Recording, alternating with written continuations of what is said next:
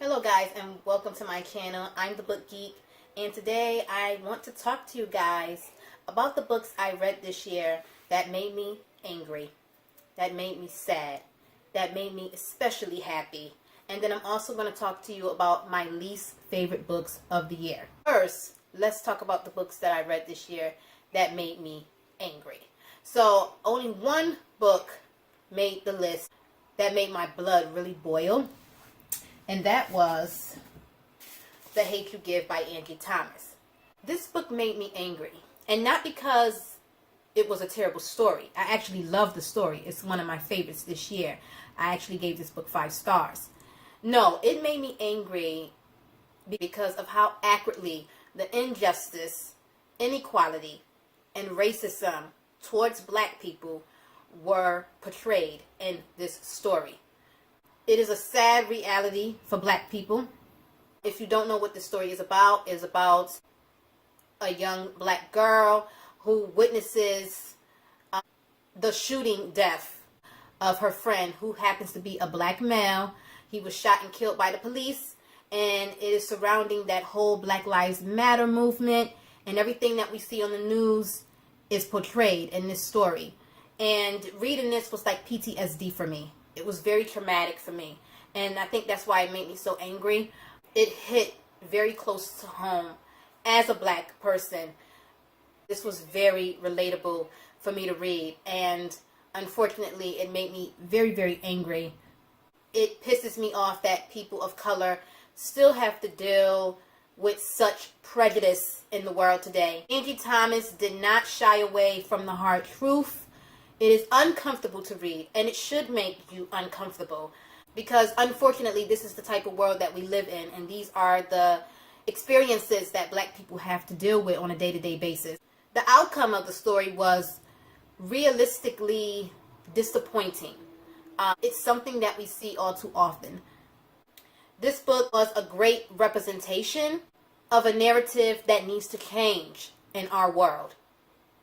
This is a book, however, that I do suggest that everyone needs to read. It is important. It should be a required read in schools. I'm a very emotional person, and I can't even watch the news because things like that will affect me, and it will stay with me for a long time.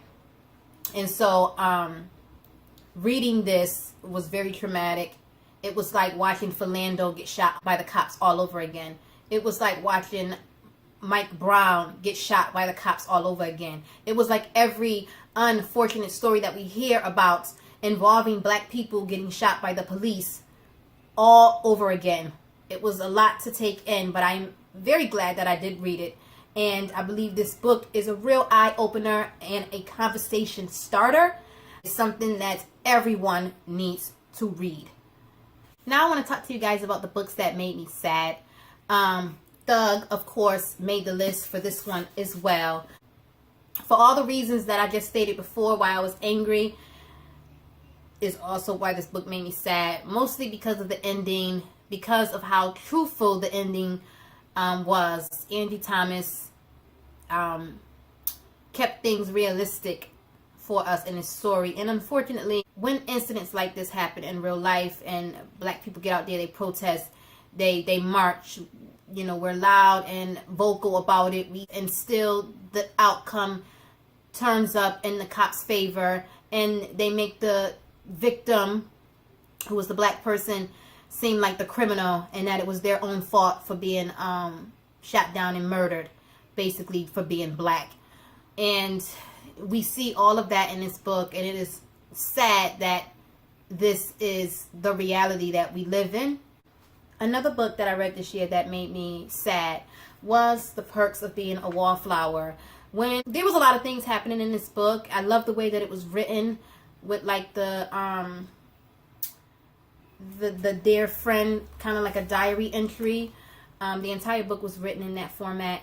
And when we find out the conclusion of this story, it affected me in a real way, because the very personal and traumatic thing that happened to Charlie is something that I've experienced in my own life. So it affected me in a real emotional way. And I actually have not even spoken to anyone about what happened to me. And the way he ended up remembering what had happened, something happens in the story that triggers this memory. It happened for me like that as well. Something happened to me, and then it triggered this memory of this horrible thing that happened to me when I was a kid. And at first I thought it was just like a reoccurring dream, but then I realized it was a memory that I had repressed years ago that resurfaced. And you know, it was a tough pill to swallow. And the way that everything comes to light in the story seems to be so realistic because it happened that way for me. So it made me extremely sad to know what he had to deal with, and we know that these are things that people deal with in everyday lives because it happened to me. Another book that I read this year that made me sad was Incidents in the Life of a Slave Girl. Harriet Jacobs writing as Linda Brent. I think this one made me so sad because I am a mom, and she was a runaway slave, and what she had to do, the sacrifices she had to make to ensure her safety and her children's safety was just heartbreaking, because I can't imagine having to hide out. I think she was hiding out in like a attic type of thing. Her kids didn't even know she was there, and she would look down on them and watch them as they grew up, and she couldn't be a part of it. She couldn't experience them growing up. You know, she couldn't physically be with them to experience all of that, them growing up. And she was hiding out for, I want to say 6 or 7 years, a long time. And I just couldn't imagine being apart from my children for that long. It was devastating. And what was also sad in the story was how relentless her slave master was on retrieving her. He wanted her for more than just her work ethic. He wanted to have some type of relations with her, and she wasn't having it. And it was heartbreaking to read. Of course, the things that happened during the slavery times are very hard to read about, but this one especially because of the children that are involved. I couldn't imagine being separated from my children for that long. Now I'm going to talk to you guys about the books that made me happy. Let's talk about some uplifting things, okay? Because that's enough with the heavy for now. Now we're at my favorite part. Books that made me happy. Alright, so first up is Skyward. And I'm going to continue reading this entire graphic novel series. This was wonderful to read. First of all, we have a black female protagonist. Okay? Sign me up. I'm on board with all of that. Now, it made me especially happy because she wasn't just this perfect person who was doing everything right. She made a lot of mistakes. And her mistakes caused certain things to happen that do not go in her favor. And things that are happening that the reader don't want to see happen.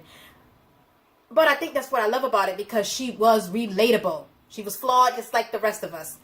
And in this graphic novel, we are in this world where gravity is very low. And so, I mean, they thought about everything. Because while I was reading this, I was thinking about, okay, so, because people are floating in the air. And the people who are walking down on the earth who haven't accepted the fact that the gravity is practically gone at this point, the people who are in the air think that those people are in denial about the way the world has changed. And so the people on the earth have created different inventions to keep them on the ground. So they have like boots that I forgot what they call these boots, but they're heavy. They some type of boots where you can press something and they'll keep you grounded. And if you turn it off, you'll start to float. I forget what the actual name is. I have to go in here and check it out again. But anyway, they also have these like skirts with a magnetic hem so that your dress is not flying up in the air where everybody can see your hoo-ha and whatnot. And I just thought that was so interesting how they thought of different ways. Because I was asking myself those questions. Like, okay, these people are down on Earth. How do they keep their clothes on? They have magnetic pieces in their clothes that keep their clothes pointed down towards the ground so their clothes are not floating up in the air. I thought that was magnificent. I also had questions about what happened to all the oceans and rivers and lakes. Because if the gravity is messed up, wouldn't the water be floating up into the air as well? And we get those answers in the book. They really thought everything out and gave us the answers that we needed to the questions that we had. I even thought about what's going to happen if it rains. We see that in the story, a rainstorm coming, which was one of my favorite parts in the book. I'm not going to spoil it for you guys, but it was very well thought out. This book just made me especially happy. And listen, I'm all for a woman on the cover who is a black woman, and she is our protagonist. I'm all for that. So if you haven't read this, I suggest reading it. The artwork is phenomenal. The storyline is great, and it will keep you entertained. Another book that made me happy this year was Carrie by Stephen King. I love a great revenge story, and Carrie gets her vengeance in this story like no other.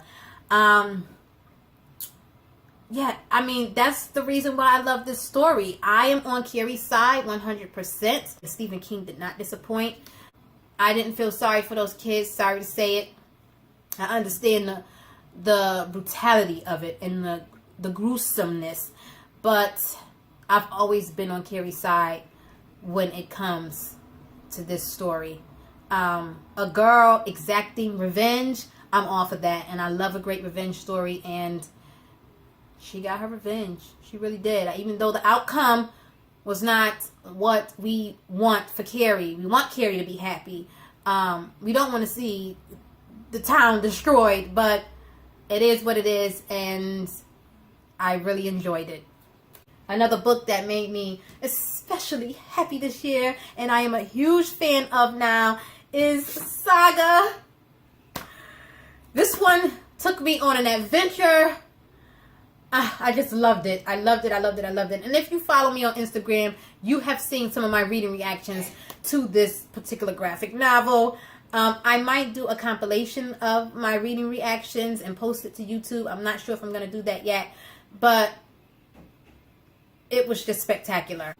Let me just say that this was an interstellar forbidden love story involving an interracial couple. I'm all for that. Okay? This was, it kept me, oh my God, I can't even talk about this. I love this so much. It kept me excited. On the cover here, you see our interracial couple. They're from different places, and they are not supposed to be together. They're not supposed to have this baby. They're from opposing sides. She's from this planet that is, and he lives on the moon of this planet, and they are at war with one another. But they fall in love, and they have this baby, and now all of these people are hunting them down. This was like Romeo and Juliet for the space age. It was so fantastic. We have all these great alien species, different alien species. Oh my God. We have these creatures. It's just, she's a badass. Marco is freaking adorable. This is everything. I can't wait to read this. My heart was beating out my chest the entire time. We have some close calls in this book, this graphic novel, that almost made me have a heart attack because I love our characters so much. I love them. And I want to see them surpass this. I want to see them make it. But I am having such a bad feeling, and this book gave me such heart palpitations because I couldn't handle it. It was... This is my new favorite thing for the year. I have gushed about this book so much. I never thought that I could love a graphic novel this much. I love this. This is my baby, okay? I can't say enough good things about this. You should definitely read this. If you have never read a graphic novel, this is the perfect place to begin. I guarantee you, you will love this. The writing is great. The story is great. The action is great. The pacing is great. It was just great. I gave this one 5 stars. You'll probably hear me talking about this in some more videos because I just loved it that much. And so that's it for the books that make me angry, sad, and happy. And now we're going to talk about my least favorite books of the year. Now, disclaimer. I'm not in the business of tearing down books. I'm not a very negative person when it comes to books, because who am I to tear down someone else's creativity? Someone took the time out to think of this story, to sit down and write it out, to do the work that they need to do to get it published and in stores. I'm not in the business of tearing down books, but I do believe that books can be critiqued and analyzed and discussed and debated about. So, and I'm also not one of those people who, if I don't like a particular, some particular characters in the book, that I'm going to say, I hate this fucking book. This book is trash. Because not all characters are written for us to like. It's not going to be always the rainbows and ponies and unicorns and happy endings. Because real life is not even that way. So why should our books be written that way? But anyway, only 2 books made the list this year. I had a great reading year. And one of the books is The Cellar by Natasha Preston.